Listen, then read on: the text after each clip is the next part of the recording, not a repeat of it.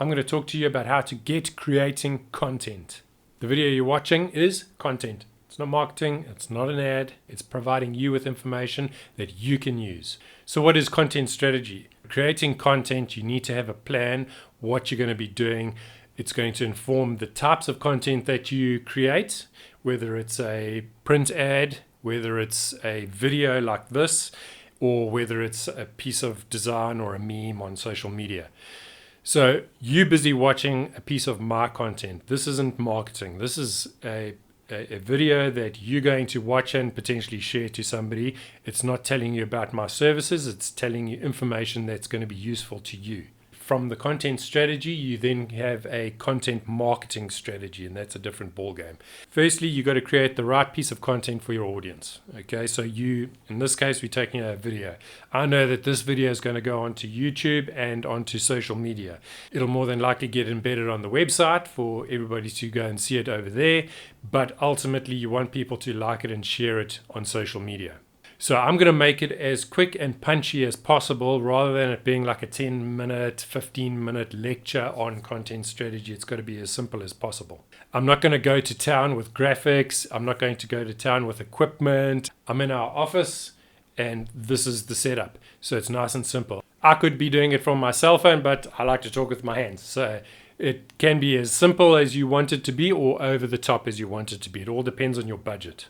So budget is something that's always going to be an issue when it comes to creating content. And even in the advertising side of things and marketing, you're going to create something that you're then going to put paid marketing and advertising behind. I'm of the view that whatever your budget is, half of it should be for creating that content and the other half should be for the paid marketing of it. So if you don't have the budget to go and market it, well, then you're wasting your time. Again, unless it's content like this, which is free.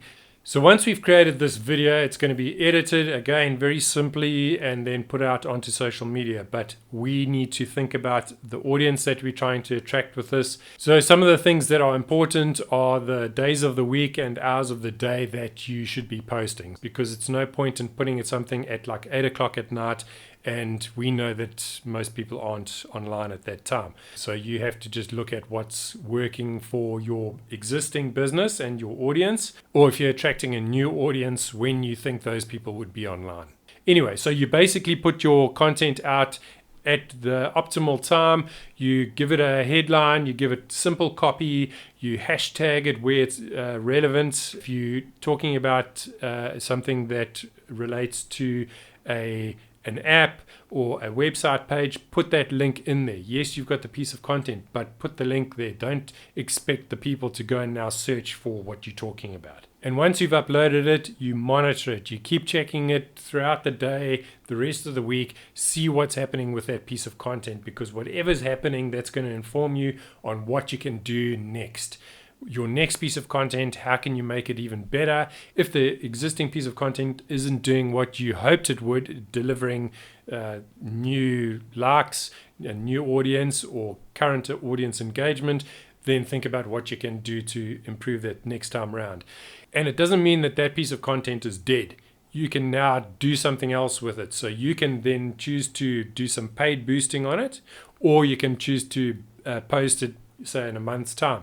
Everything is dependent on what's going on online. So some people might be focusing on some piece of news, and that's where everybody's attention is, rather than on your piece of content. The data that you get, whether it's on Google Analytics for your website or whether it's your Facebook Analytics, your data is something that is useful to you. Learn how to read it. It isn't rocket science, despite what everybody says. As soon as you get to see what's going on, particularly relating to a piece of your content, you'll know what's happening.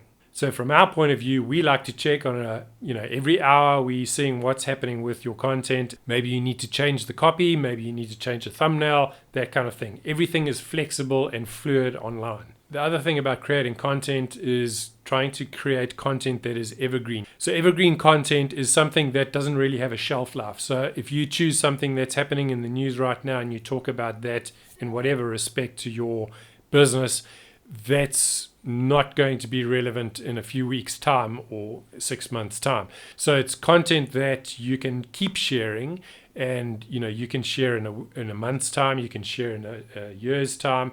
It doesn't get old, and that has a lot of value, particularly when you're going to go through all this trouble to create something. You need it to have a long shelf life.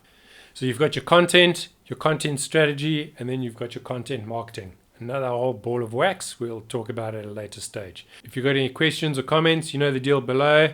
Keep creating.